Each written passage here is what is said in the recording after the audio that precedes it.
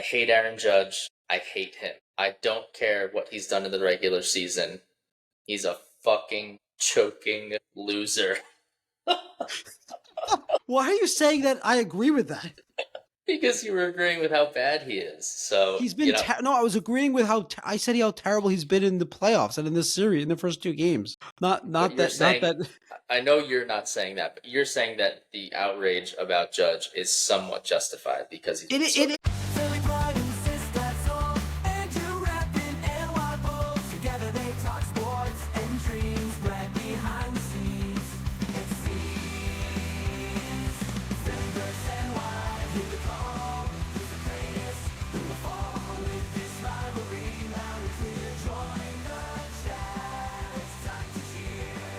Sports and culture all in one. Catch the fire, feel the fun. Andrew Sistad, Brad unite.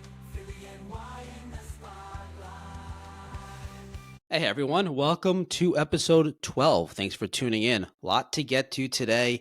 The World Series, the Yankees at the time of recording this on Sunday night, the Yankees are down 2-0. So when this is posted, when you see it, listen, watch, at the very least know the outcome of game 3. So it will be either 3-0 and over, essentially, or it will be very much a series at 2-1. We'll cover that. The Jets lost. Their season's over. We'll recap that. The Eagles win. They're one of the best teams in the league again. We're going to recap that. Let's touch on the Knicks and Sixers start of the seasons. We're going to ignore the Nets. We'll touch on the hockey teams as well. Not really much on the Devils and Islanders, mostly focus on Rangers and on Flyers. And then we'll get to the Let's Mock New York fans on Twitter and subscriber questions. So to start off, let's get right into it. Let's start with the World Series. Yankees down 2-0. Let's kind of break down what happened first. Game 1, the Yankees had a 2-1 lead late. Then they had a 3-2 lead in the 10th. And they blew both leads. And they lost the game on a walk-off grand slam by Freddie Freeman. So what happened in game 1? Well, a couple things happened, right? So, dude, I'm assuming did you watch the games? I watched some of them, yeah. And then I'm sure you've been seeing on Twitter. Of course, yeah. I'm assuming in our Twitter segment, we're going to have some Yankee fans tweeting about these games, right? You'll have to wait and find out. Well, I don't want to just steal the thunder from the segment. Yeah. Go ahead. No, go off. It's all good. All right. We can always just refer to it. Yes. It won't be surprising. So Boone made some controversial decisions. He takes Garrett Cole out in the 7th inning at 88 pitches. Clay Holmes got out of it. That wasn't necessarily the issue, although it started a trickle-down effect of bullpen usage issue. Who's available? Who do you have to go to? It's why they ended up having to go to, ultimately, Jake Cousins in the 10th inning. Another thing that was controversial. Should the Yankees have brought Weaver back out after going, I think it was an inning and 2/3 at that point, maybe an inning and a third? So they could have brought Weaver back out to start that inning. They brought Cousins out. So the plan in the 10th inning was to go Cousins up until Ohtani. It was 7, 8, 9. If someone gets on Ohtani, and then for Ohtani, you bring in the lefty. Mm-hmm. So I'm watching this game leading up to the inning. I'm texting with some friends and everything like that. And I'm saying to everyone, like, what they're going to do is they're going to go to Tim Hill if and when Ohtani gets up. And then I see on the broadcaster showing this that Nestor Cortez, who hasn't pitched other than in simulated games in the major leagues for over a month when he got hurt in September, he's warming up, and Tim Hill is warming up. For those of you that are not familiar, Tim Hill has become this Yankees lefty specialist, like a submarine underhand. So they've used him mostly against lefties and high-end left-handed hitters through August, September, and so far in the playoffs. And he's been great. A cast-off, DFA'd by the White Sox. Yes, 120 lost White Sox, DFA'd. Yankees turned him into like their best lefty weapon out of the pen. So the idea, in my opinion, in my mind, was I didn't even think Nestor was on the table here. Then all of a sudden, you see Nestor in the bullpen, and you see Tim Hill in the bullpen. So then I'm thinking about this. What are they doing? And then I realize, as it's happening, what is going on here? To kind of get to fast forward a little bit. Yes, Ohtani comes up, runner on, 1 out. Instead of Tim Hill, Boone goes to Nestor. Now, very controversial because people are saying, rightfully so, why are you going to go to a pitcher who hasn't pitched in the major leagues in over a month over a guy who's been extremely reliable in this exact role all playoffs. To add to that, why are you going to a starting pitcher in this role over a relief pitcher who's used to this role? All really good questions and good reasons why Tim Hill should have been in the game. But I'm realizing as this is happening, as the innings progressing, and I see them both in the bullpen, and he goes to Nestor, I'm realizing what's happening. So this hasn't been exactly confirmed in post games, but it's been alluded to. That really makes me feel like my opinion, my thought process has been verified. So essentially, Boone is looking at it this way. Tim Hill is the better option against Ohtani and Freddie Freeman, the two lefty hitters. But in between them is this really good hitter called Mookie Betts, right? You know him? I've heard the name. You've heard of him. Yeah, you've heard of Yes. him. Right-handed hitter, destroys left-handed pitching, and Tim Hill, like a submarine lefty reliever, soft-throwing lefty reliever, is you cannot create a worse matchup for the Yankees to go against Mookie Betts. So Boone is thinking, okay, let's just say the lefty comes on and Ohtani still got on base, because let's be honest, Ohtani is still great against lefty pitchers. Instead of being the second best hitter in baseball, he's like the 40th best hitter in baseball. Still an amazing hitter against lefties. There's a really good chance he gets on base. So in that situation, if Ohtani got on base, Boone is thinking, well, then we have to face Mookie. And in that situation, I feel more comfortable with Nestor against Mookie. Not that it's a great matchup, but it's a much better matchup than Tim Hill against Mookie. So he goes with Nestor. Now, someone might say, well, they intentionally walked Mookie anyway. That's because Nestor got Ohtani out. So then they didn't have to face Mookie. You have Nestor. You'd much rather Nestor go after the lefty, Freddie Freeman, than the righty Mookie Betts. So they intentionally walk Mookie. Nestor first pitch fastball to Freddie Freeman, no doubter, walk-off homer. I don't agree with this thought process. I think the idea was you go bring in your best guy to go get Ohtani, and you always plan you always plan as if what you want to happen will happen. You planned for Hill to go in and get Ohtani, intentionally walk Mookie, and then go get Freddie Freeman. You don't plan for, well, Ohtani's going to get on, and then, we don't want Hill having to face Mookie. I think it's not a lot of Yankee fans. I'm sure we're going to get to this in the Twitter segment. My friends of mine, Greg DeSalvo, who we did the ALDS pregame show, he was saying this is a fireable offense. You can't make that move. I think the reasoning, that thought process makes sense. I don't agree with it. I wouldn't have done that, but it is not a fireable offense. There's logic behind it. There's reasoning behind it. I think the Yankees were overthinking it, whether it was Boone or this was kind of all planned in a given situation. What do you do in this circumstance? And the reason why I feel verified by it, dude, is so Tim Hill post-game, he was asked about them both being in the pen, and he said, yeah, there's a situation where I was going to come in, and there was a situation where Nestor was going to come in. So that made me feel like, okay, well, that's definitely what I'm saying now. Yeah, all of these moves they're obviously very well thought out. And, they had, 5 days off between the CS and the World Series. So they've probably been talking about this exact scenario for days roughly, now. Not exact, but yeah. Roughly. You can't plan for the exact scenario, but this rough scenario. I'm sure. No, I'm sure that they have contingency plans and everything all thought out, every which way it can especially go. For game one. Especially for game one, when everyone's available. Right. That's what I mean. And when you've had this many days to plan for it, so yeah, I mean, it obviously it didn't work out. I don't think I think I'm in the same boat as you, where I don't really agree with it, but I certainly understand the logic. And it didn't work out. And those are the best 3 hitters in a row that you're going to face probably in baseball for probably for like the next X amount of years too. So it's just it's a nearly impossible spot to be in when you're trying to get these outs. Let's be real. The Yankees don't have a great option in that situation. They don't have someone that you feel really confident against a great lefty or a great righty. They don't have that at that point. They have it in Luke Weaver. They have it somewhat in Tommy Kahnle, to a lesser extent Clay Holmes, but those guys were already used. And I think that's kind of part of the problem. I think maybe the bullpen management by Boone and the Yankees in this game, I think in general, is questionable. But there's a few reasons why they lost that game, and that's a really terrible loss. You have a 1-run lead in the 8th. You have a 1-run lead in the 10th. Game 1, that's a really crushing loss to not come away with that game. But the other big reasons why they lost, I mean, I don't know if people are talking about this as much. I think it's being talked about, but the defense. And this has been a problem all year for the Yankees. One of the worst defensive teams in the league, the worst base running team in the league. But you have Soto. A lot of people are talking about that play where Soto, the Dodgers scored their first run. And so I think it was their first run.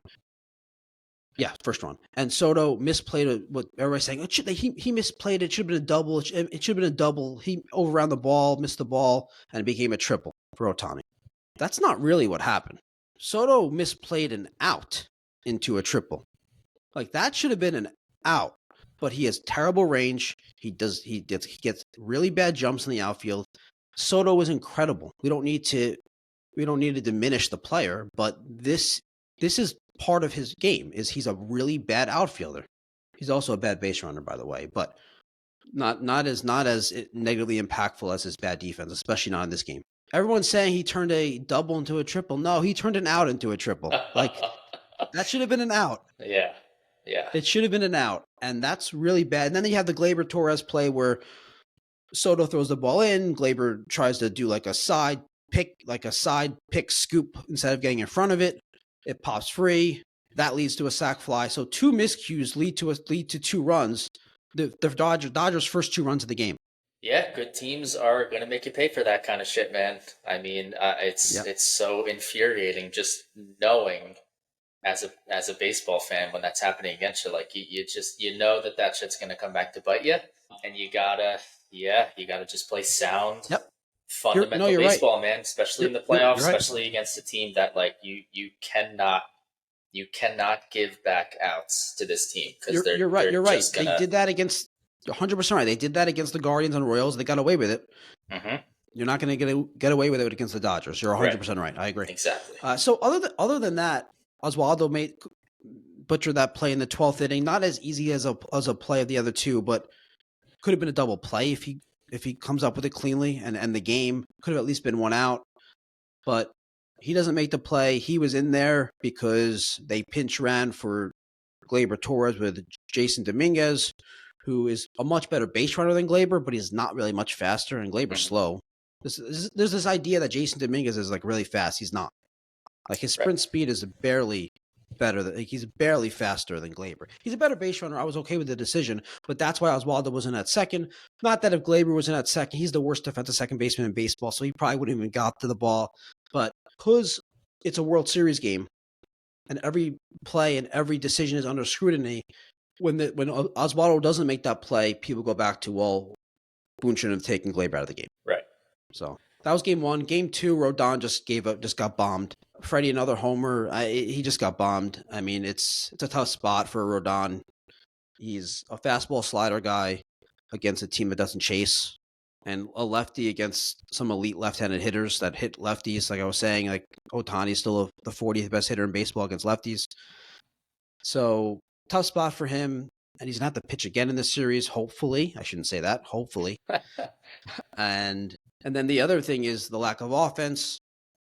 And then I'm sure you're going to get to this in the Twitter segment, but as much as I defended Aaron Judge, as much as I don't believe that this is like he can't perform in the postseason. Not you too. Oh my God. Hold on. I'm not saying that he can't play in the postseason, or I don't believe that at all. He's shown that he can come up big in the big moment. He's been terrible though this postseason. And he's been terrible now for a couple postseasons. I don't think it's like I think give him enough plate appearances, 500, 600 plate appearances throughout his postseason career. His numbers are going to be great. He's going to have that one big postseason eventually. But this postseason and the previous postseasons, but most importantly right now, he's been horrible. He's lost. He's pressing. He's lost his discipline. He's not a guy who chases out of the zone. He doesn't chase sliders. He doesn't chase changeups and splitters down and in out of the zone. And he's just chasing and swinging through them. And he's more susceptible to these pitches out of the zone, below the strike zone, than he has been all season long. And he's been terrible. And they need him to be not only not be terrible, they need him to be great. They're not going to come back in this series if Aaron Judge does not go off. So I don't want to change the lineup. I'm not moving him. I believe in him. He's been terrible.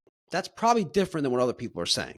Well, yeah. I mean, I think you pretty much summed it up. I mean, except you're saying that he's having a two bad postseasons when most people are saying he's been horrible in every single postseason that he's ever been in. We've talked about this right, which is not true. On the pod when he's had series with OPSs over 1,000. Yes. Yeah. I mean, even in the ALCS, he wasn't like his average wasn't good and stuff, but his OBP and slug were great. I mean, he still had a good series. It wasn't like Aaron Judge-esque, but it was still really good. He's been, but overall this postseason he's been bad. In these first two games, he's been horrible. I mean, it's so bad. And I don't know what it is, man. It sounds like you're describing some Phillies hitters with the way that you're talking about his plate appearances. But yeah, I don't know, man. It's people. Aaron Judge is not those hitters, though. There's a yes. Aaron Judge doesn't chase. Right. Aaron Judge doesn't swing through fastballs, and he's doing that. So they need him. And let's just say that some people may or may not want him cut after the series is over. Just cut, not even traded. Just cut, gone. Take Boone with you. Yeah, of course. So, okay, another question for the Yankees. This is more obviously they're not listening to this, but why is Jason Dominguez on the roster? Oh my God, dude! I'm so glad you said that. I don't know. What's your opinion? It doesn't make sense because if they're using him as a pinch runner, they don't trust him defensively in the outfield. They don't want to pinch hit him for anyone on the lineup. You're using a guy with like below league average sprint speed as a pinch runner. What is that? I mean, yeah, that's mind-boggling. There's a specific situation in Game 2. Game 2 was last night. We're recording this on Sunday. There was a specific situation in Game 2 where I'm watching this and I'm texting people that a bunch of Yankee fans I'm texting throughout the game, and I'm saying like, this is the moment. This is a pinch hit for Dominguez. I'm assuming you probably were sleeping at this point. Perhaps. So, 9th inning, the Yankees are staging a rally. They have a run in. They have 2 runners on. I think it was first and third. Maybe it was first and second. I think it was first and third. Anthony Volpe is up. Blake Trinan is on the mound. The Yankees are getting to Trinan. They're rallying against him. They have a run in. They have a serious rally going on. At this point, the only guy that got out was Aaron Judge. So, serious rally. Trinan is a fastball, 4-seam fastball up, slider down and away pitcher. And it's a filthy slider. Really good stuff. And Anthony Volpe is horrible against 2 things. 4-seam fastballs up, sliders down and away. The analytics that the Yankees, that people are so mad, oh, the Yankees are into analytics. No, they're not using the analytics here. They're not. Boone is using his gut feeling because there is no analytical reason why Anthony Volpe should be allowed to bat against a righty that has a pitching repertoire that is in sync with his holes in his swing. And the numbers, the data in 2 full seasons of Volpe's career prove this. They have a left-handed batter with pop on the bench. Jason Dominguez should be pinched hit in that situation for Anthony Volpe. And I don't see anyone talking about it. I listen to Yankees podcasts. No one's talking about it for some reason. Like, what? Volpe should not be hitting in that situation. And Boone's probably thinking, oh, I don't want to put in a guy who hasn't played in a long time, but that doesn't make sense because he had no problem putting Nestor in. he might be thinking, oh, it's a really tough spot for Dominguez to pinch hit. Pinch hitting is hard. Pinch hitters in general, the numbers historically are bad for pinch hitters. It's hard to be sitting all game and come in and hit, especially against a great pitcher like Blake Trinan. But if you just look at the situation, you say we have two options. We can go with a pinch hitter, doesn't have a lot of major league experience, but he is really good from the left side against righties. Or we can let our right-handed hitter, who's, like I keep saying this, like who's terrible against the two pitches that Trinan throws. You got to go Dominguez there. Like Yeah, I mean, you definitely have to. You got to go down swinging. It's the ninth inning. Did they say anything post game about that? I saw some post game stuff, not a lot. I don't believe it was even asked. I just don't believe it was. And I know if Boone was asked, he would blow it off. That's how he kind of blows off questions about Volpe. He would just be like, "Oh no, I didn't consider that." And then what else are you gonna ask? You didn't consider it.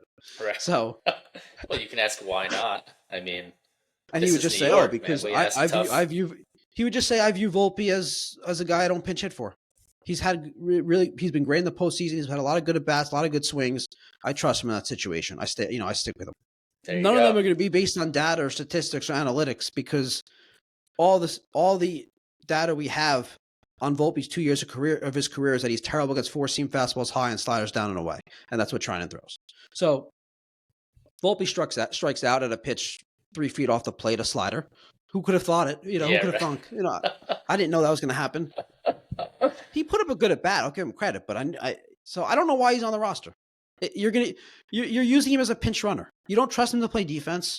I don't know why he's on the roster. He probably wouldn't be if John Birdie didn't get hurt. But either way, he's on the roster and they're not using him.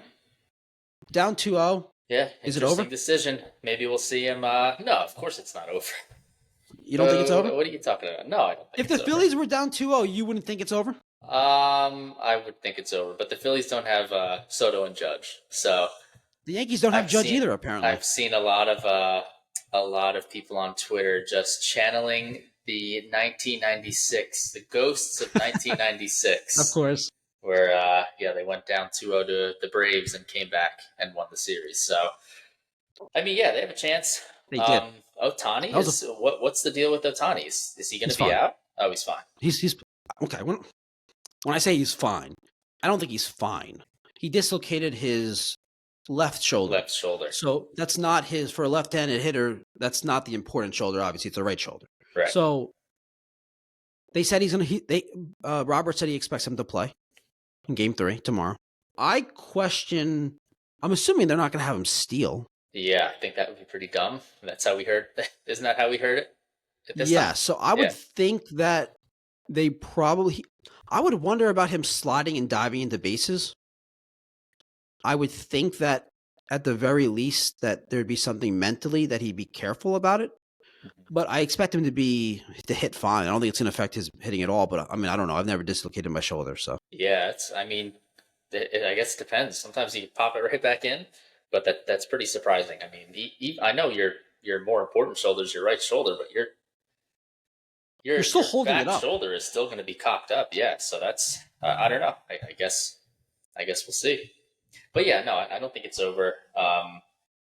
I think Cole pitched really well. Surprised that Flaherty had such a decent outing against them. Yeah, but we'll see. I'm not. You take Game 3 and you're right back in it. So yeah, you don't think it's over, right?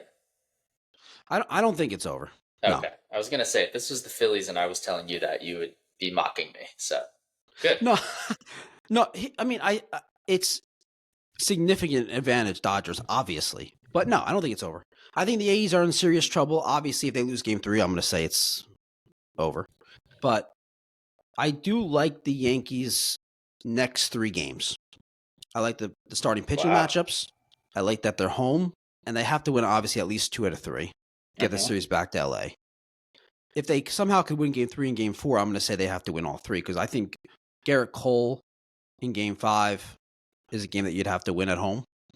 And I do like the Yankees against Flaherty for the second time in this series. Definitely, yeah. So, but the Yankees have to win Game 3. And I know this is going to be posted after Game 3. So we're going to know. And we might, the series might be over. People might be watching this being like, yeah, what are you talking about? You thought it wasn't over? Well, you might just have to burn some midnight oil, man. Get it out tomorrow morning.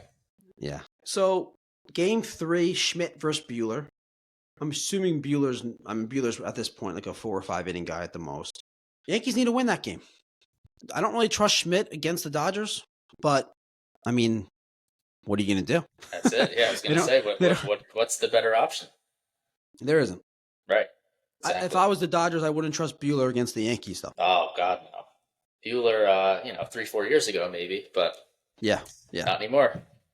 I think he'll get back to being the guy eventually, but yeah, he's not right now. And then Luis Heel versus the Dodgers bullpen day, which like there's an idea out there like, oh, it's a bullpen day. Oh, that's gimmicky. Like that's really hard for an offense when you have so many really high end relievers and you're only facing everybody once, and you can be managed for this guy for relievers to have the best matchups. That's going to be really hard. Now, the one good thing about it would be better if it was 1-1, is that takes a huge toll on the bullpen. Yeah, that's what I was gonna say. You don't really want to do that. I mean, ideally, obviously they don't have Unless a it's the choice, series but clincher. well, unless you have the off day in between to travel. So if it No, was no, no. game 5, Oh, I understand that. I'm saying, but in this situation, it oh, will have I no see what you're saying. impact. It will Right. have no impact if the series is over. Oh my God, you are so Negadelphian, man. Come It's on. not Negadelphian. It It's looking at the series and saying it's 2-0. It's possible the Dodgers could win the game 3, and then that bullpen day could be a potential clincher. it's How's that possible. Come negative? on. You It's you always very say it's possible. possible. Everything It's is very possible. possible. Yeah, No, okay. it's like 50% possible. There's like a game 3 is like a 50-50 game. It's like Yankees are favored, like barely favored. It's like a 52-48%. Like it's very possible that game 4, that bullpen day, is a potential clinching game for the Dodgers. Okay. That's not All being right. negative. That's not being negative. Why do you think that's being negative? If the Yankees are up 2-0, you don't think I'd say that it's possible? Like it's game 4 could be a potential clinching day? You say everything is possible, so No, I that don't. doesn't I narrow don't it say down. Yes, you I do. don't say everything is You possible. always say whenever I'm down, you go, "Well, it's possible," and I'm like, "No, it's not," because No, I you're only say that because you everything say is things. within the realm of possibility. Well, yeah, I only say things are possible to you and you act like they're impossible. If you weren't acting like they were impossible, which is ridiculous usually, I wouldn't give my annoying, oh, it's possible. It's not Okay. over. All right. Like, I don't think this series is over. Okay. But I Good. also It's think not. It's not. but they could get swept. It's very on the table. Okay. Well, we'll see. We'll Anyway, have to see back tomorrow. to we're going off for no reason. The point is that if the Yankees can get game 3, then the bullpen day in game 4, even if they lost that, they'd be set up really nice for game 5 with Cole versus Flaherty and the Dodgers pen tired. 3 straight days, and then Yes. they're off the Totally. bullpen day. And because Bueller's probably not going to give them a lot of innings unless the Yankees swing at everything like they did in game 2. But the idea with the bullpen's going to be really tired going into game 5. So if the Yankees can win game 3, even if they lose game 4, game 5, they have a huge advantage. Cole versus Flaherty, Dodgers pen exhausted. Okay. Well, there you go. LA. They have to win game 3. They Of have course. Of course you do. Yes. I mean, it's only happened one other time, famously. So, yeah. I mean, for all intents and purposes, they got to do it. So hopefully next episode we'll be talking game 6. We'll be talking between game 6 and 7. Is that? I don't know how that works out. I If don't that know works how out, that would that work timing. out. Yeah. Yeah, we'll see. I think I might do a bonus episode if it doesn't work out before the day off before game 6, if there is a game 6, of course. Right. Stupid point by me, because why would there be? How could we be talking before game 6 if there's no game 6? So, all right. So anyway, let's move on to the NFL. Oh, by the way, I didn't say this. Game 3 Monday night at Yankee Stadium. So, okay. Game 3, 4, and 5, 3 straight days. Okay. NFL, you want to start with the Jets or the Eagles? Let's go Jets. Let's just keep it New York rolling. You threw me off. I thought you were going to go Eagles. Okay, let's go Jets. No. The Jets lost to the Patriots 25-22. Yeah, the Patriots are one of the worst teams in the league. Let's be honest, the Jets are also one of the worst teams in the league. And game-winning drive by Jacoby Brissett. The Jets did more things than they let's just say this. Let me just forget for a second. We could talk about a lot of things about the Jets. We could talk about Greg Zuerlein, an extra point, 2 field goals missed. He's cost them 3 games now this season. Aaron Rodgers is not that good. He's okay. The penalties, the delay of games, the wasted timeouts, the defense not being able to stop Jacoby Brissett with the game on the line in the fourth quarter, 2 third down conversions. We could talk about all of that. We could talk about the 2-point conversion that they took a delay of game on and decided, and then didn't get. I just want to, dude. There's just too much about this team that I want that's easily able to be picked apart. I have my overall view on this team. My overall opinion on this team is I hate this team. Like last episode, Oh my god. Oh last my god. episode. I know this is unique for me, right? Last episode, you know how I talked about how the last couple of years of the Knicks, like the all-out defense, the humble, confident star Jalen Brunson playing, way over anyone's wildest expectations, except probably his.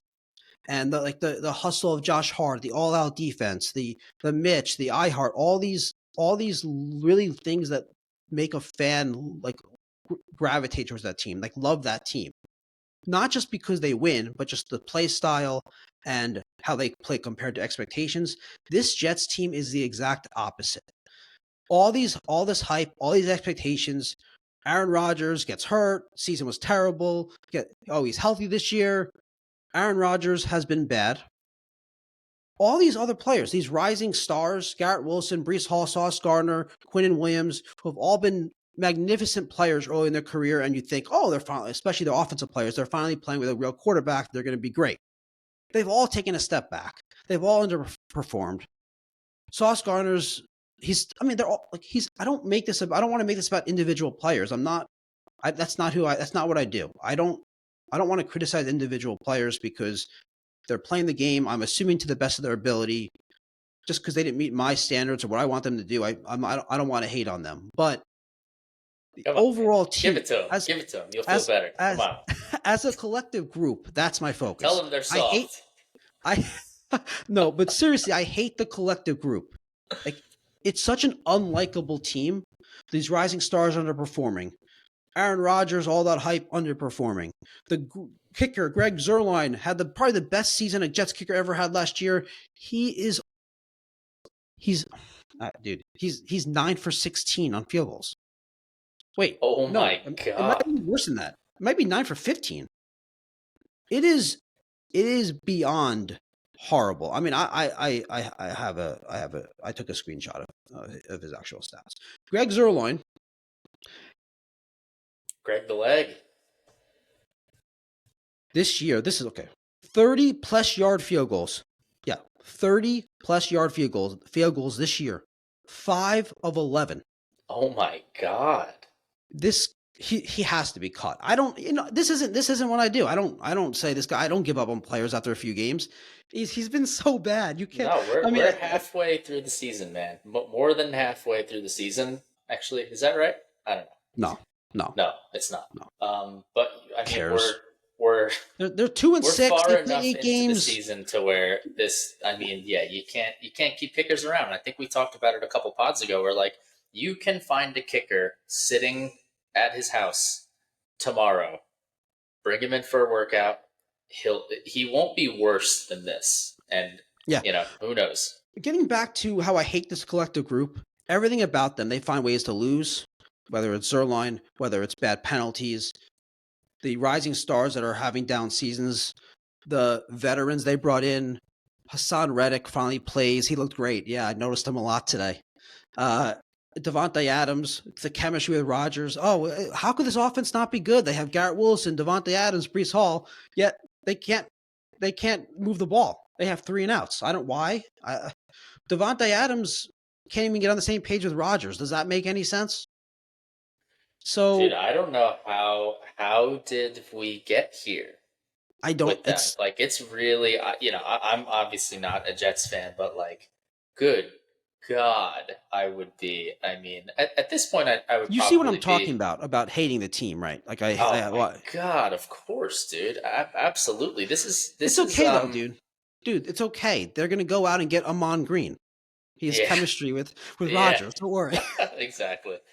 What's Who's Jordy out? Who's Nelson out doing there? these days? Yeah, Yeah, yeah. Go bring in Jordy Nelson. yep, Yeah, that yep. he has Jordy, great chemistry with Rodgers, and yeah, he's going to stand up in the locker room after a loss and talk to the team. yeah. Maybe Mercedes Lewis. See what he's up to. Yeah. Richard Um, Rodgers. oh, there you go. That's a good one. Yeah, good pull. Eddie Lacy, remember him? Oh my God, Oh Eddie my Lacy. God, he was huge. Um, but yeah, I mean, this is like the quintessential like season from hell. Um, although they haven't really like is it a lot of injuries or is everybody just playing horribly? I mean, I can't fathom Dude, they've how. had injuries, but every NFL team has injuries. Right, right. Rodgers has been banged up a little bit, but he's been playing. Garrett Wilson's been on the field. Brees Hall's been on the field. Other than before today, Lazard's been on the field. They've had they've had a couple off the line injuries, but nothing crazy. They just bring in all these veterans, and they've all been terrible. Their young players have taken a step back. They find a way to lose. Their kicker sucks. The owner panics and fires the coach and makes the defensive coordinator the head coach, and now the defense has been worse. Could be a coincidence, I don't know, but the head coaching change didn't work. Hassan Reddick coming in didn't work. Devontae Adams didn't work. I mean, at what point do you just say let's just stop trying these band-aids because it's not working? Anyway, I hate this team. I hate everything about this team. It is by far the most I've ever despised a team that I root for. And it's not, dude, it's not because they're 2-6. And it's partly because of the expectations, but it's mostly because just the way they play. Like they don't do things that as a fan that make you gravitate towards them. Like Josh Hart, I'm watching the second game of the Knicks season, and Josh Hart is running around like a maniac getting to loose balls. The Jets are in week 8 in a must-win situation, and you just don't see any effort Against that the worst compares to team that in level. football. Yeah, against Against the maybe the worst team, yeah, probably not the worst team, but among the worst teams. yes, So bottom three team. bottom 3, yeah, exactly, and it's horrible. It's horrible. Yeah, I hate good this team. God, man. I mean, where do you even go from here? Because, you know, from an outsider's perspective, I mean, they kind of did, you know, probably not the traditional way, but you put yourself in position to be a quarterback away. You go out and get arguably the most talented quarterback of all time, albeit a little bit older, and like they're somehow worse than they've been. It's just crazy. It's like it's something that I It's just unbelievable. I It don't doesn't even make know how sense. you stomach it. Yeah, especially after last year and the Wilson thing, and already he's finally back. We finally got him back, and like I mean, this is just it's such a bad loss, dude. It's So so bad. I mean, to the New York they've Jets. had a very tough schedule up until this point, but like, and yes, missed kicks and all that shit, but um, I mean, there's no excuse for dropping this game, man. Like Yeah, there's just not. To the New York Jets. You've made your among your most patient and reserved fans hate your team. So good job. Well, Uh, all right, so sorry, man. let's. Thanks. So the next up Thursday night Halloween in Houston, a very fun game. Really Oh excited my for it. god, dude. Two Oh and my seven, god. here we come, Oh and my then god. oh yeah, it's great. Jesus, dude. Yeah, yeah, it's Well, at least they're yeah. going to Buffalo after that, right? Or that's maybe that's a little bit further down the I, road. I think that's not the game after. I don't even care anymore. It doesn't matter. It doesn't matter. I mean, we're talking about things being over. The Yankees down 2-0 is not over. The Jets season's over. They're 2-6. It's not mathematically over. Like that's what I would say to you. It's not mathematically over, but It's it's over. possible. It is possible, but I have no confidence or hope in it. All right, Eagles 5-2. They beat the Bengals in Cincy 37-17. We haven't talked. We did the NBA season preview pod last week, so we didn't talk about the Eagles win against the Giants, blowout win. So it's been basically two games now since we've talked. And I'm assuming you are back in on the Eagles because 2 blowout wins, a blowout win in Cincinnati. The season is completely turned around from when you were ready to quit on them. And at 5-2, they're now in the conversation for one of the best teams in the league. And at my guess, and I want to hear your take. My guess is that you are bought in, but you are still a little skeptical, or a little, or just you're not 100% bought in. Like you're protecting yourself from being disappointed. That'd be my guess. So yeah, I think that's pretty fair way to put it. I'll tell you, if Washington didn't just keep winning, then I would be feeling really good. But they do, so you know that sucks. But yeah, I mean they've been great the past 2 weeks. The past 3 weeks really. The Yeah, Browns three game was weeks. was a little bit fluky, but it's funny. So coming into this game, this was both the Bengals and the Eagles were kind of struggling, right? They haven't reached their full potential to this point in the season, and everybody's saying about the Eagles, because everybody loves Joe Burrow, I think, like, which is fine. I like watching him too. He's an exciting player, but I just think, like, nationally, the media like loves the Bengals because they love Burrow, because they think he's really Yeah, good, because everything is yeah, quarterback driven, as you know. yes. So going into it, the talk all week was, the Bengals are going to win. They're favored. The Eagles. The Eagles have won 2 games in a row, but it's been against the Browns and the Giants. Like, ugh. And you go back the past 2 weeks, and the Bengals have also won 2 games in a row. Guess who the opponents that the Bengals just beat the past 2 weeks were? They beat the Giants. And I don't recall who they beat. the Browns. Oh, the So Browns. They beat the. the I mean, exact obviously that same, was teed yeah, up. That was yeah, teed up. no, What am I talking about?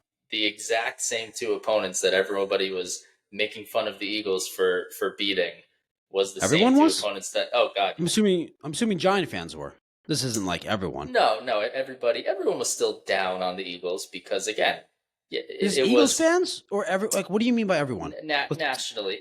Eagles Okay, fans, really? I think Eagles fans will be feeling great tomorrow, Glad I don't even after. listen to this national stuff. This national stuff is nonsense. They're down. They're Yeah, making fun of the Eagles because they beat teams that they played. It's just yes, so that's right. ridiculous. That's right. But again, praising the Bengals because they beat the exact same two opponents. But anyway, yeah, I mean, Ah, super, super impressive win by the Eagles today. They did a couple of things that I've been begging them to do, specifically today, which was just great to see. So first off, they got 2 turnovers on defense. Like, holla fucking Luya.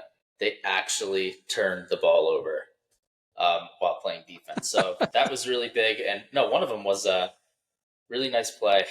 They picked off Burrow on the sideline, deflected ball, and Gardner Johnson came up with it. But yeah, I mean they were very good in all phases today. Offense was really good.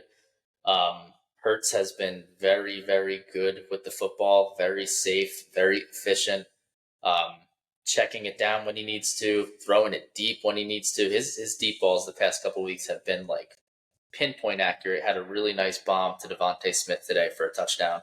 yep, saw Um, that.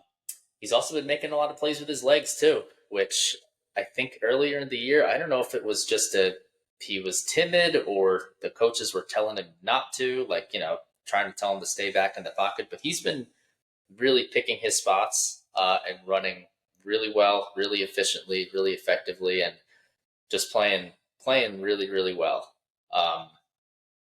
The weapons are showing up. They're still a little bit banged up on offense, but yeah, they've been so good the past couple weeks that even I like have nothing to complain about. Today started off a Yeah, little bit rough, but yeah, they really showed up really well.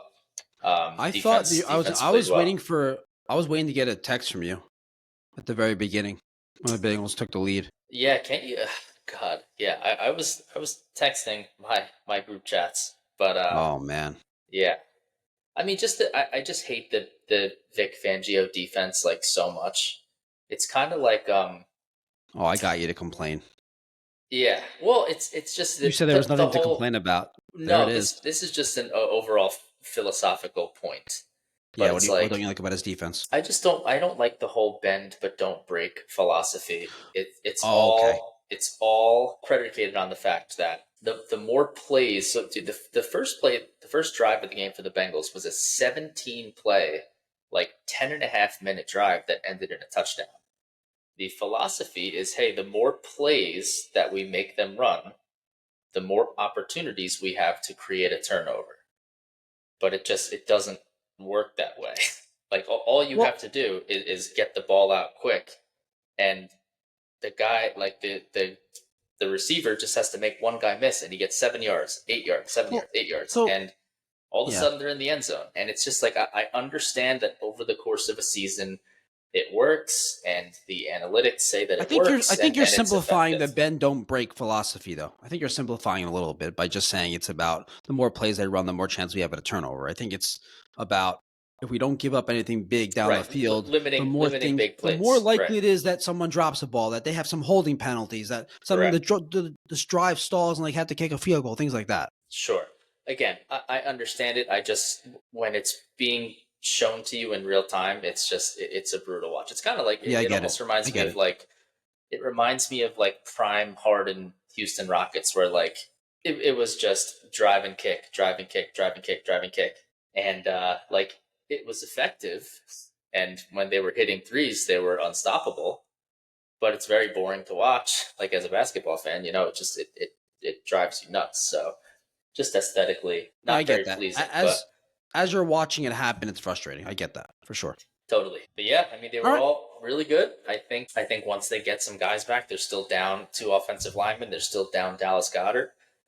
Yep. They're definitely. It looks like they're starting to gel together, specifically on defense. But the offense today also was very methodical. Took their shots down the field, hit some deep balls, all while still running very well. Offensive line was really good. I know the Bengals defensive line was banged up to start the year, but they're all back. They're all healthy, and yeah, they Yeah, stymied them for the most part all game. for So sure. very, very, very impressive win by the Eagles. That was the first time ever that the Eagles had won a game in Cincinnati. Never won there before. Wow. Okay. It's Yeah, also the second week in a row that the Eagles have won by a blowout. After you said the Eagles don't blow guys out. They don't blow teams out. They don't. They haven't in 18 weeks. see that? They're So listening, man. I'm you motivating them. jinxed it. It worked. I mean, Reverse there's no jinx. other explanation. There's no other explanation for the Eagles blowing with having two blowout wins in a row other than you saying that they don't do it. There's Yes, no other explanation. that's So right. they should be thanking you. All of Philadelphia should be thanking you. They should. Maybe they will. Yeah. The one So biggest thing that I will say, coming out of the bye week, the one biggest thing that I'll say, even against the Browns, my biggest thing, I know I've been bitching about this for all season, but Hurts Hurts has not even put the ball in harm's way one time since the bye week. So I'm sure that was a very big point of emphasis for them. But yeah, um, that's a good one. every time, like you could just see, every time that the pocket's collapsing, it's two hands on the ball.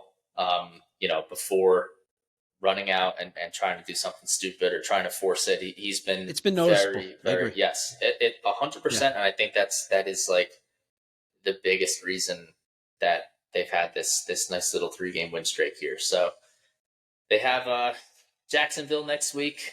Hopefully that's another win. It's Doug Peterson's return to Philadelphia as coach of the Jaguars. Although he came back a couple years ago, but still always nice to have our Super Bowl champion coach in the building. It's going to be Kelly Green throwback jersey day. I know you like Nice. care about your jerseys and Yeah. Yeah. uniforms so much. Jerseys. So yeah. Yeah. So good. I think they're in a good spot. Yeah, like I said, we need somebody to clip Washington, but they've Yeah. got a very Well, you easy can do that. schedule. All right. So But 5-2, like you said, Jacksonville next. Good, really good opportunity to go to 6-2. Important game. We could probably talk more about the Eagles, but to get to everything else, to move this along. We want to get to a few yep, other things. totally. Let's talk NBA. Let's talk. Like I said, we're not going to talk about the Nets. They don't deserve our time. They're trying to lose. Fun stuff for them. The Sixers. Sixers won today, right? In overtime. A They nice did 42 point game from Maxey. Sixers are 45. 1 Yeah. and 2. Oh, 45 finished with. Okay. Yeah. It was very inefficient, I saw, by the way. But anyway, I don't blame him. He's the only one there to make anything happen. So Sixers are 1 and 2. They played 3 games without Joel Embiid and Paul George. The start of the injury-prone superstar tandem is going well. Is there any? Do you know when they're coming back? Any news on that? No, nope. I don't suspect them to be back for a long time, dude. And Wait, no, for real though. What's actually being said? what's being said is that they would be reevaluated probably within the next couple days. So they basically said That can mean anything. so they announced, and the Sixers are they're like the most untrustworthy organization in all of sports. But they announced that neither of them were playing the day before opening tip. So that was cool. And they said that they would be reevaluated in 1 week from that day. Or no, they said that Embiid will not play any games for the first week. So that's Well, the first week's basically happened though. That's yeah. happened. The first week has happened. Yeah. So their next game is Wednesday against the Pistons. So They have Pistons and Grizzlies coming up Mhm. at home. So yeah, we'll see if one of them plays that game. yeah. They're just So they just can't anyway, they can't score. Yeah. we can't really judge the team based on what's happening because they haven't had 2 of their 3 best players, if not their 2 best players. So we can't even there's no point of spending any time in us evaluating the 3 games, right? Not really. I mean, yeah, they can't score. Maxi's been pretty bad, but he's being. I mean, he's obviously the focal point of the defense. So yeah, he's not. I mean, look, Maxi's a great player. Maxi's not at least at this point in his career. He's not at the point where he could be the focal point and the only guy and be efficient consistently. So I mean, that's not a knock on Maxi. There's very few players in the league that could take on that role. Right? I mean, the team this is what happens, and you put such a high percentage of your cap space on 3 players, specifically on 2 players. If they're not playing, the team's not good. It's really not complicated, right? It's pretty simple. Totally. So yeah. They need them to play. They need them to play. They need. Otherwise, they won't make the playoffs. They also. I mean, there has been some good things to take away from the first couple games, but Caleb Martin. Caleb Martin's good. Yabuselli's been pretty good. Oubre has been pretty good. Andre Drummond's just a rebounding machine, man. That guy is like insane. The amount of rebounds. He's got very, very strong hands, man. When you watch him play, yeah. I mean, they need their guys. I would like to see Maxey play a little bit better, just because he's been super inefficient to start the year. Yeah, he's been scoring a good bit, but a lot of he's gotten.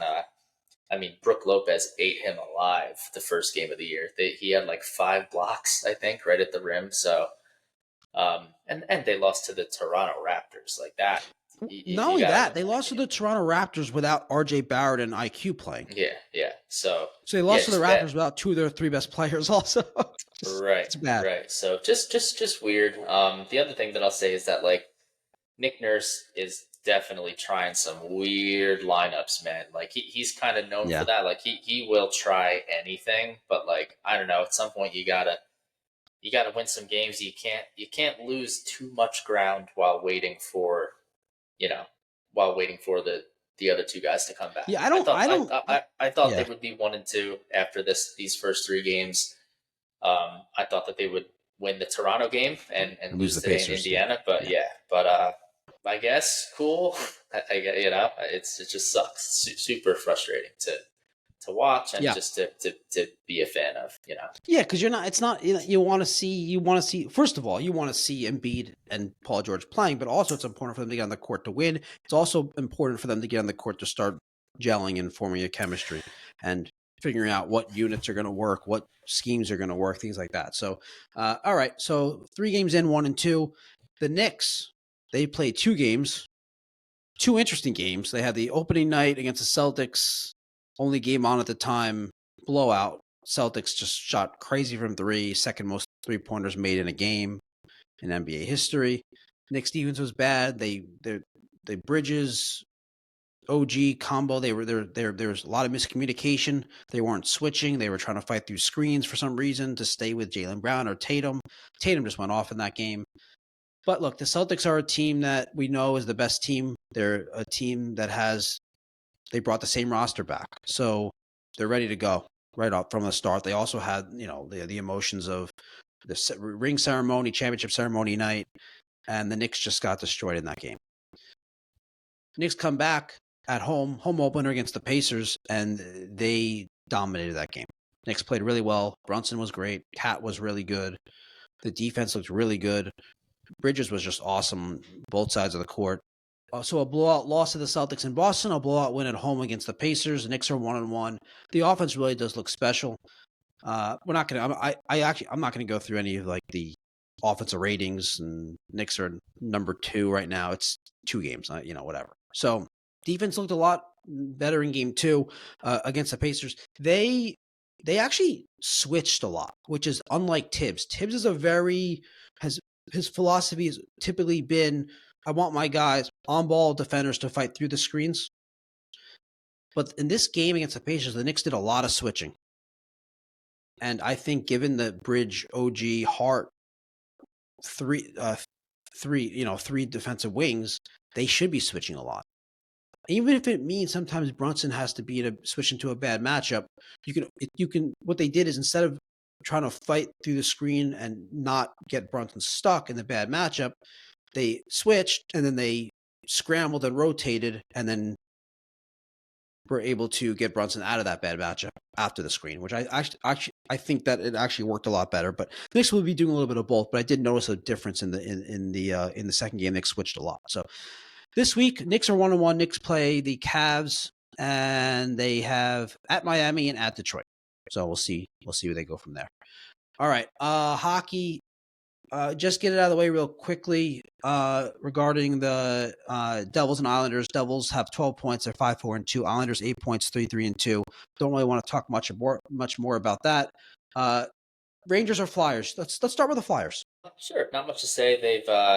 They've been Slow pretty mediocre. Yeah, mostly below average to start.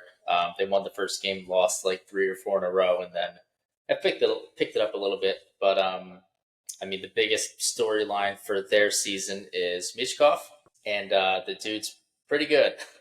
So far, he's got 9 points in his first 8 games, and just looks like just pops off the screen from Philadelphia's perspective. He's by far the best player on the ice. Skill wise, it's not even close. I agree. Oh I saw a couple. Yeah. I saw a couple periods of a couple. Which game was it? I forgot which game it was. But I agree. It's not even close. But he is a high end skilled player. Is the reason why he was drafted so high. And the Flyers don't have a lot of skill in their forwards. So right. Yep. So that's really good to see. That's kind of that's all you'd want to see at this point. I mean, you want to see them win a little bit more games. Hopefully, hopefully sneak into the playoffs and see what you can do. But I mean, so far it's kind of going as expected. Yeah. So 2-5-1. They're playing right now. They're actually losing to Montreal at the time we're recording this 2-1. So 2-5-1, 5 points. I did see Fedotov, the goalie. Am I pronouncing that correctly? Yes. I did see he's third worst in goals above expected right now, minus 5.1. The Flyers, as a team, their goal differential is minus 12. So this week they have Montreal, and then they Montreal at home. Well, that's going on right now. Then they have at the Bruins and home against the Blues. Yeah, I mean, not expecting much from the Flyers anyway. But Rangers off to an awesome start. Yeah, awesome start. But I mean, this is the team. Also this to is be expected, right? Yeah, I agree. Yeah, for sure. I mean, this is that it's about the same roster. There's a couple small changes, and this is what they've done over the last couple of seasons. So 13 points, 6-1-1. Igor's been awesome. In terms of for the team point percentage, which is just like points per game, like essentially they're second to Winnipeg. Igor's been great. Panarin's been awesome. Lafreniere's been great. Fox has been great. Igor's, I said Fedotov's third worst in goals above expected. Igor's fourth in goals saved above expected, which is obviously not surprising. contract year. Also, he looks really good. Mhm. Fox is third in the NHL in primary assists. Panarin's fourth in 5-on-5 scoring chances created. Rangers have a plus 18 goal differential. I believe that's second best in the league. So things are looking great. Great start, as expected, but unfortunately, it's not going to generate too much excitement from the fan base because we're at the point as Rangers fans where we want to see them win. I'll still enjoy the regular season, but in general, the fan base is definitely not going to be that excited about a 6-1-1 start. This week they're in Washington, and then they're home against the Senators and the Islanders. So great start there. Okay, let's mock anything regarding NHL, NBA, NFL that we didn't get to. No, I don't think so. They're those are obviously very, very young in their seasons, so Yeah, there'll be yeah. plenty of time to get to that as that heats up. So let's mock New York fans on Twitter. All right, What do you let's have do for it. us? Man, I got some good ones. So I want to go back to I think we gotta come up with some kind of sound effect or something for these. But anyway. All right. So we You never mean got for to the talk segment? about them You mean for the segment in for like general? when they're said, you know. But anyway, Oh, something. I see what you're saying. Anyway, yeah, because it's just kind of me and Okay. you awkwardly laughing and giggling, and like I don't know, that might not be super entertaining, but No, whatever. I mean I've heard from most people that listen to this podcast think it's the best segment that we do. Oh, okay. All right. Good. All right. Well, then, if it ain't broke, don't fix it. So, The all one right. thing So, about it though, that I'd say is in terms of like cutting it up for clips for like YouTube shorts and Instagram shorts, it's not ideal because people have no idea what we're talking about. So right. I don't know how we would change that. I just Yeah. think this is a segment that we can't cut up. But Okay. that's the one thing that I noticed that we can't really do. But anyway, let's hear it. All right. So we never got to last week as we did our NBA preview. We never got to talk about what Saquon. was, I mean, one of the happiest days of the year for me. I mean, the Philadelphia Eagles went to MetLife Stadium and kicked the ever living Saquon shit returned. out of the Giants. Saquon returned to MetLife and went off. Yes, and right. So that's the kicker right there. So Of course. great day. I mean, just amazing. Just seeing Great Barkley. day. I mean, it was the best, dude. And how dumb are the like this? If you ever want to know why I hate Giants fans, this is why. So they were Oh boy. booing Barkley. They were burning his jersey in the parking lot, and it's like I get it. Let me He correct you went real quickly. Let he me went. correct you really quickly. They were burning his jersey. What, like 20 fans? Like, come on, not They were Giants fans weren't. It was a booing. very select group. Let's They just be were real. booing him, and media, WFAN, all that. Like they were all WFAN's not media. telling. They were telling. WFAN. They were telling the fans to boo the shit out of him from the jump. Of course they Okay. were. Well, you know But why? it's Because they want to dumb. get But it's stupid. because they want ratings. Because people find No, it but it's interesting that the radio dumb. host is telling them to boo them. But Of it's course, dumb. it's not the media. But you don't have to do WFAN. it if you're a fan. You don't have to do it. Like Obviously, I get it. Here's the thing. Here's obviously. the sentiment that they get from and like the interesting. So honestly, under normal circumstances, I'd probably say like, yeah, you should like, maybe I would boo if the roles are reversed. But like, this is like, we literally saw the scenario play out on Yeah, Hard I get it. Knocks. Yeah, Like, it's yeah. insane. He could not have been more clear that he wanted to stay in New York with the Giants, and the team didn't even offer him a respectable contract. So like, what do you want him to do? And you know what? The team was probably smart to not offer him a contract because they're not good. So you don't pay a running back when your team stinks. Okay. Anyway, so Giants fans really, really hate Saquon Barkley, as we've covered several times. But anyway, They hate him. Yes. yes. So I have a tweet going back from last week from that game. So this one comes. All right. This is like a big. He's a big like Giants Knicks. I don't know if he's a podcaster, but I see him come up quite a bit. His name is Marshall. Excuse me, Marshall Green, Okay. and his handle is at Marshall Green _. He tweets the following: I get it. They are all friends. but seeing the Giants players laughing with Saquon Barkley after the game pissed me off. He just whooped your ass.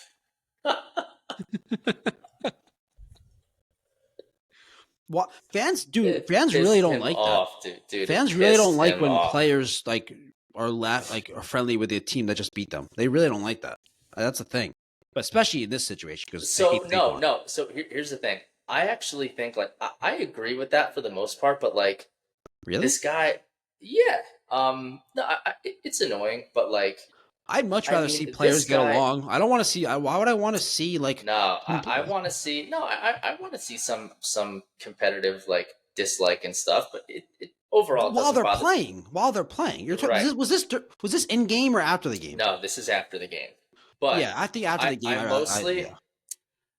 I find it a little annoying sometimes, but like in this case again, this guy was like teammates with all these guys 6 months ago, so it's like Yeah, and what for is he many going to years. hit? Right? Is he's going to hate them now just Yeah, because? and football and athletes respect. It's not like the fan. The fan looks at it as this guy's disloyal. He went to a rival. We hate him. Athletes don't look at it that way. They look at it, this guy. We loved him as a teammate. He was a great teammate. He's our friend. I'm happy that he got the best contract he could have gotten. I'm happy for him. That's All like right, that's how you're gonna look at it as a player.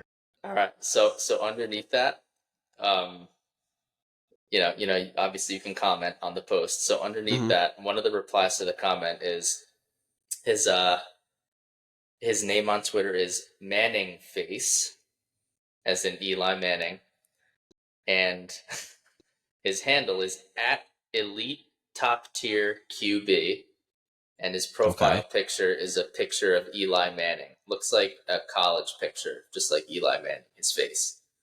So again, he says, "I get it." The guy Marshall says he's mad that all Saquon Barkley's talking to all of his friends. This guy Mm-hmm. Manning Face replies, "New generation of soy milk drinking pussies. It's embarrassing." Oh my god, that's so funny. Oh man, yeah, That's so yeah. funny. I think the soy milk drinking generation was the boomer generation anyway, by the way. So, I think we'd be more like this would be more like the almond milk or oat milk generation. yeah, yeah, yeah. All right. Oh, that's ridiculous. All right, So you have anything else? I do. I've got a couple more I wanna sift through. All right. So this one's not probably as funny, but this goes along the lines with just I had to get some Yankees stuff in there. So Jimmy Randazzo, do you know who that is? I don't. Who is that? I don't know, but I've seen him a good bit. Again, I don't know if he's like a podcaster or what, but Jimmy Randazzo, just his handle is at Jimmy Randazzo, and I can't see what his picture is because my phone is not working right now. But anyway, he says he tweets this last night around 10:30. After game 2, this means after game 2. All right, After to game clarify. two, yeah, Okay. or maybe during the game. But anyway, he Okay. said the Yankees could win this series. Yankees could win this Wait, hold series. on. Wait, I'm sorry. Can I stop you? What time Sure. does it say what time the tweet was?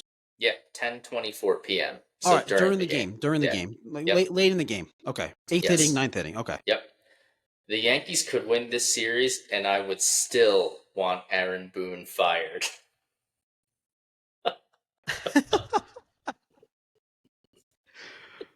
Oh my And then god. underneath that, there's Oh a guy who god. says, "Never should have gotten rid of Girardi." Oh, Yeah. dude, the Phillies players like hated Girardi when he was there. I believe I it. don't know Yeah. that that has anything to do with it, but like, I mean, Yeah. No, I think yeah, Girardi has that kind of like there is like he's a very specific personality and way and like a very disciplined way of doing things. So yeah, certain players don't don't like that. But and I do think a part of the narrative that's been told about why Boone, I mean, by Cashman wanted to move on from Girardi and they ended up hiring Boone was he didn't think Girardi was communicating from the front office to the players well, and that's specifically why they hired Boone. He thought Boone was ideal for that. right, right, right. So Yeah, I mean, anyway, I don't. How could you still be on Girardi? He hasn't been the manager since 2017. I mean, are we really? They should never have gotten rid of Girardi. Like, I mean, anyway, yeah. Here's the thing about this. Girardi Real would fix quickly, everything, man. Come on. real quickly on the The guy managers. knows what it's like to play in pinstripes. Although so does Boone.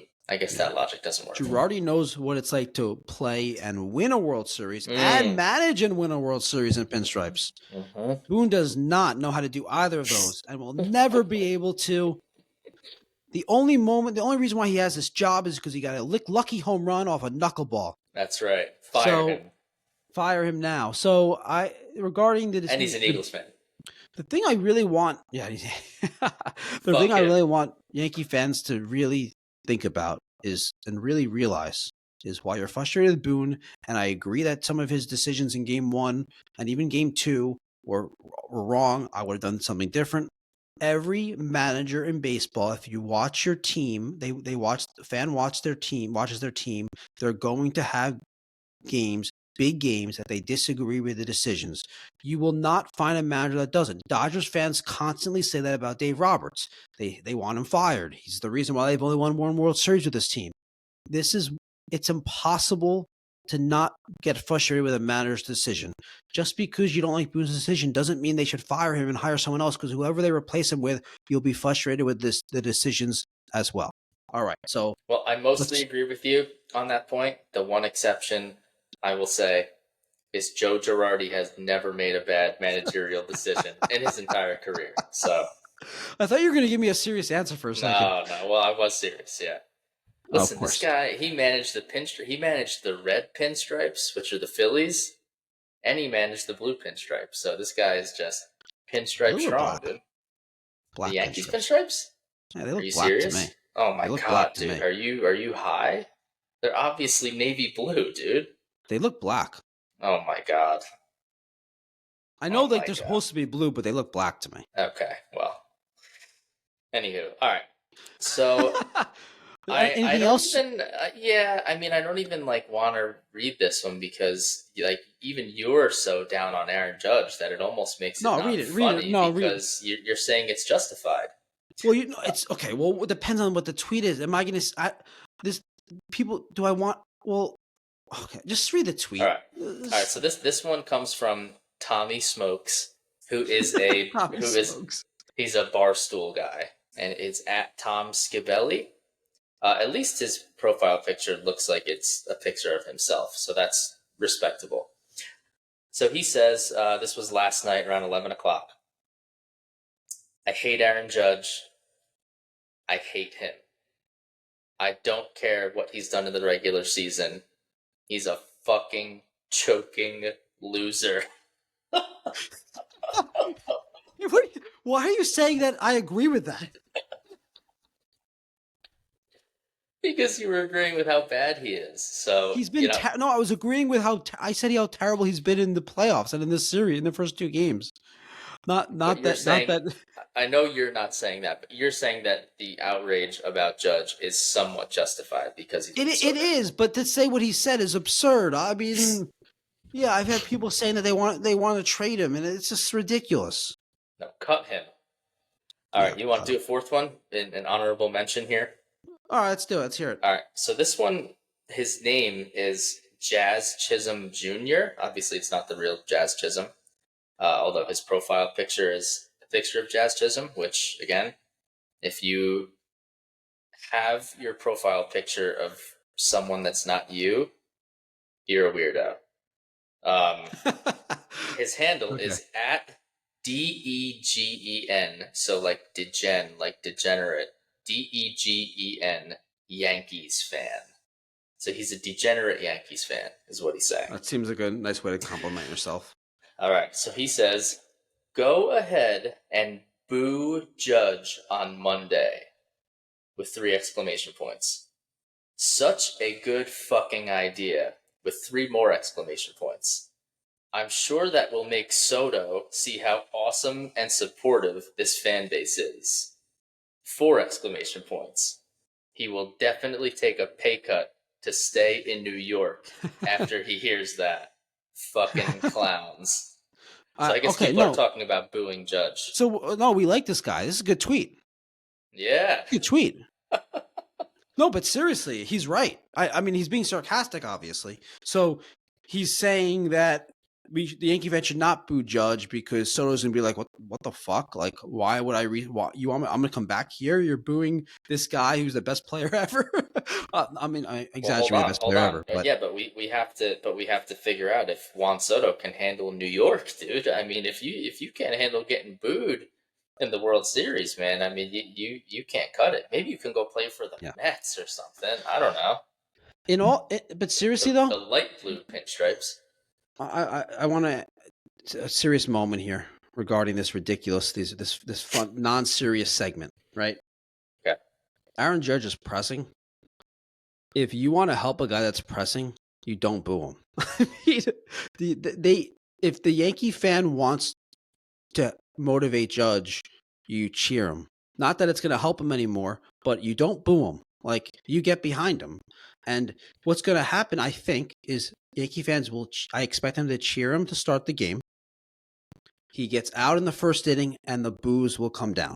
And it's going to get worse from there. And if you want the Yankees to lose the series, you keep booing him. I mean, because it's not going to help a pressing player come out of a slump if he's getting booed. It's not going to help him. It's not, you know what? Yeah, I got to play better. Yeah. That's not how it works. He knows he has to play better. Yeah. So it's funny that you said that. One of the tweets I was considering for Let's Mock New York Sports Fans is from your boy Joe's McFly. Oh, what did he say? So I don't know how much you know about this, but last year, Trey Turner, first year of his big deal. Of course I know the Trey Turner. Of course I know that. The Trey Turner story. Yeah, of course I know that. So yeah. he said, so again, that there's talk about booing or cheering Judge when they come home. So he said, to clarify for people that don't know, to clarify real quickly for people that don't know, though, that Trey Turner was this free agent signing with the Phillies, off to a horrible start, and instead of booing him, they cheered him, they gave him a big standing ovation, and then he came out of a slump and had a very good season after that. Yes. So, and he actually spoke like, hey, that helped me. That helped me push through it a little bit, you know. I mean, what else is he going to say, right? But anyway, no, but I actually believe it. I actually believe it. Like I think like these are people with emotions and feelings, and I actually do believe that. So right, especially coming from a fan base like Philadelphia, it doesn't quite compute with most people. But anyway, so yeah. McFly says, if a city that booed Santa Claus can root for Trey Turner and cheer for him in a slump, then the great city of New York can root, support, and cheer loud for Aaron Judge. A lot of things that we laugh at, the stuff about the great city of New York thinking, but I do appreciate the sentiment. I agree with it. I just don't like. Why are you bringing up that they booed Santa Claus in 1965? Like, because what? this is what New York. This is a funny thing that they think of. Obviously it's ridiculous. Every fan base boos their team. Not Santa Claus. Every one of them. I mean, why are people upset about booing Santa Claus? It's not actually Santa Claus. Do people realize that it's someone dressed up as Santa? There's a whole backstory to that I know, and maybe we'll do a segment one day because it's totally obviously overblown. Wait, hold on a second. We should absolutely do a segment one day. I want to know. I'm interested. Yeah, we can do it. Okay, let's do it. I'm gonna put it on the schedule. Sure, sounds good. I want to do that. Okay. I think that's an awesome segment. Let's do that. All right. Okay. So subscriber questions. All right. We have two. Angel Lopez RL33Y. That's at Angel or Angel Lopez 333Y or RL33Y. So Angel Lopez, really, I'm assuming that is. All right. So what lineup changes would you make? This is regarding the Yankees, obviously, to flip the series.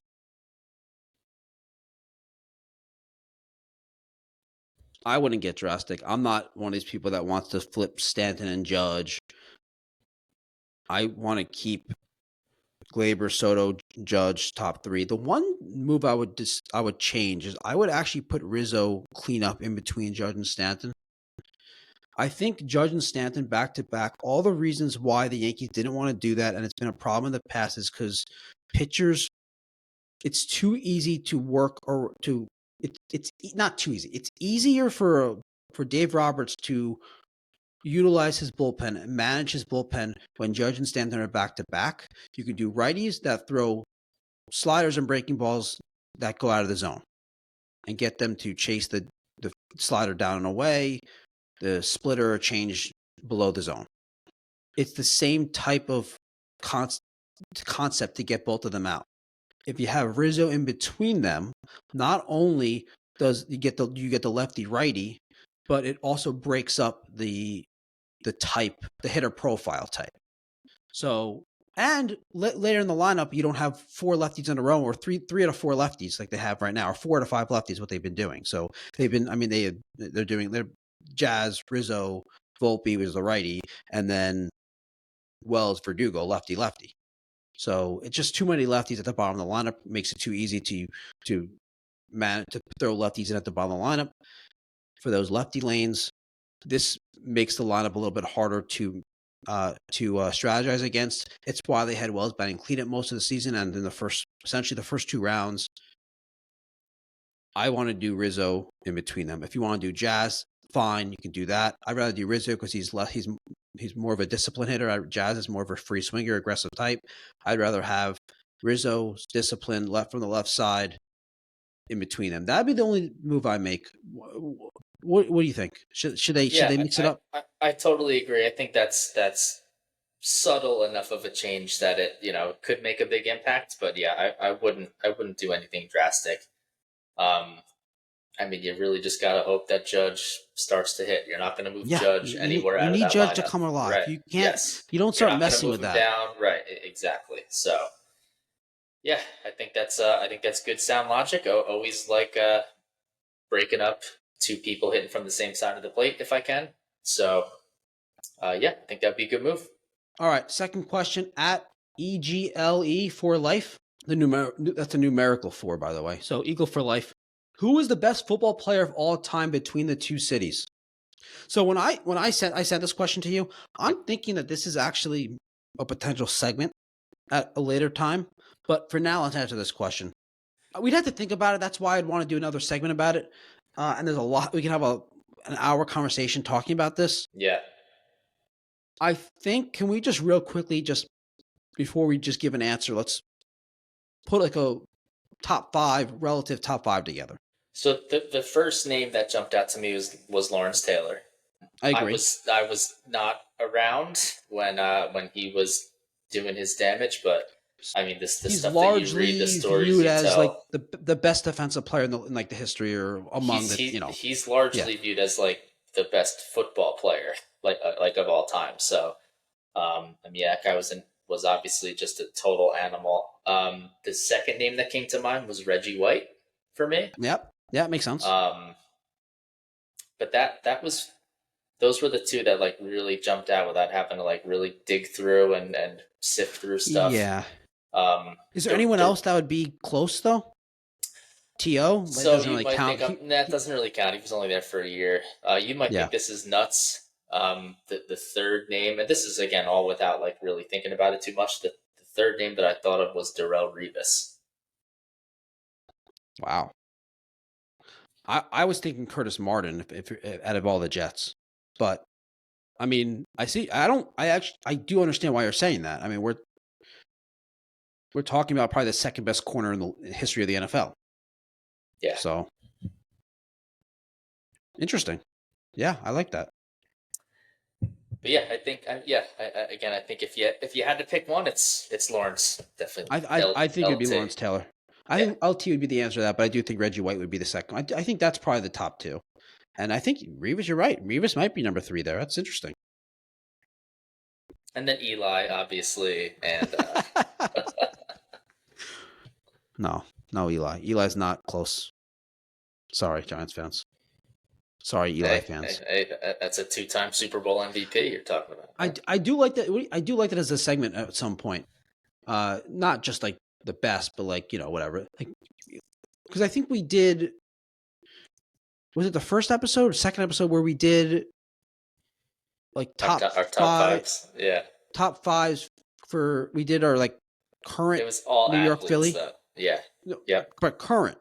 So Yes. I think all time like that'd be and breaking it up specifically in baseball, football. I think that'd be a fun Yeah. thing to do at That's some cool. point. I like that. All right, Current so athletes and Jason Kelsey was that was the criteria for the list. yes, Brad Dahlias just wanted to get Taylor Swift's name in the pod. Just Apparently, mentioned in it. Yeah. Had to slip it in there. yeah. All right, well that's a wrap for us. Thanks for listening. Thanks for watching. Give us a like, comment, and subscribe. We'll see you next time. Philly pride insists that's all. Andrew Rappin and Wild Bulls. Together they talk sports and dreams. Right behind the scenes. It seems. Philly verse NY. Hit the call. Who's the greatest? Who will fall with this rivalry? Loud and clear. Join the chat. It's time to cheer. Sports and culture all in one. Catch the fire, feel the fun. Andrew says that Brad unite.